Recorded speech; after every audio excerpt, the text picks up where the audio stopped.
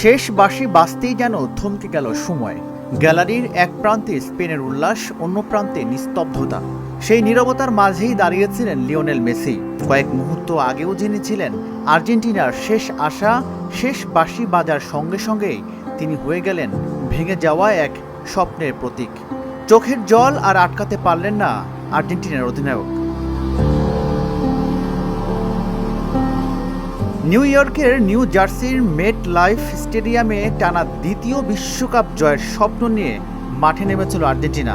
কিন্তু স্পেনের সুশৃঙ্খল ফুটবলের সামনে নিজেদের সেরাটা তুলে ধরতে পারেননি তারা। পুরো 120 মিনিটে প্রতিপক্ষের গোলমুখে একটি শটও লক্ষ্য রাখতে পারেননি আর্জেন্টিনা।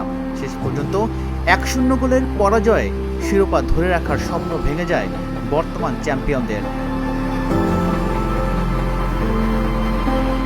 শেষ বাঁশি বাজার পরও সতীর্থদের সান্ত্বনা দেওয়ার চেষ্টা করেছিলেন মেসি, কিন্তু নিজের ভেতরে ঝড় আর সামলাতে পারেননি। কিছুক্ষণ মাথা নিচু করে মাঠে দাঁড়িয়ে থাকলেন। এরপর অশ্রুসিক্ত গড়িয়ে পড়ল তার চোখ বেয়ে। গ্যালারিতে তখন স্পেনের উল্লাস, আর মাঠের মাঝখানে নীরবে ভেঙে পড়েছেন ফুটবল ইতিহাসের অন্যতম সেরা খেলোয়াড়। এই টুর্নামেন্টে মেসি শুধু অধিনায়ক ছিলেন না, ছিলেন আর্জেন্টিনার সবচেয়ে বড় ভরসা। গোল করেছেন, সুযোগ তৈরি করেছেন, কঠিন সময়ে দলকে নেতৃত্ব দিয়েছেন। কিন্তু ফুটবল সবসময় রূপকথার সমাপ্তি লেখে না। ফাইনালের রাতে সেই নির্মম সত্যই সামনে এলো। শিরোপার সঙ্গে হাতছাড়া হলো ব্যক্তিগত অর্জনের মঞ্চ। বিশ্বকাপ ট্রফি অধরাই রইল। জেতা হলো না গোল্ডেন বুট, টুর্নামেন্ট সেরার গোল্ডেন বল উঠল না তার হাতে।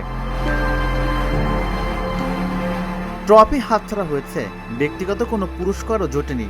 কিন্তু শেষ বাঁশি বাজার পর মেসির চোখের জল যেন মনে করিয়ে দিল, ফুটবল শুধু পরাজয়ের খেলা নয়, এটি আবেগেরও নাম। সেই অশ্রুসিক্তর মুহূর্তই হয়তোবা এই বিশ্বকাপের সবচেয়ে স্মরণীয় ছবিগুলোর একটি হয়ে থাকবে, যা দীর্ঘদিন ধরে নাড়া দেবে ফুটবল প্রেমীদের। রাজিবুল ইসলাম, ঢাকা জার্নাল।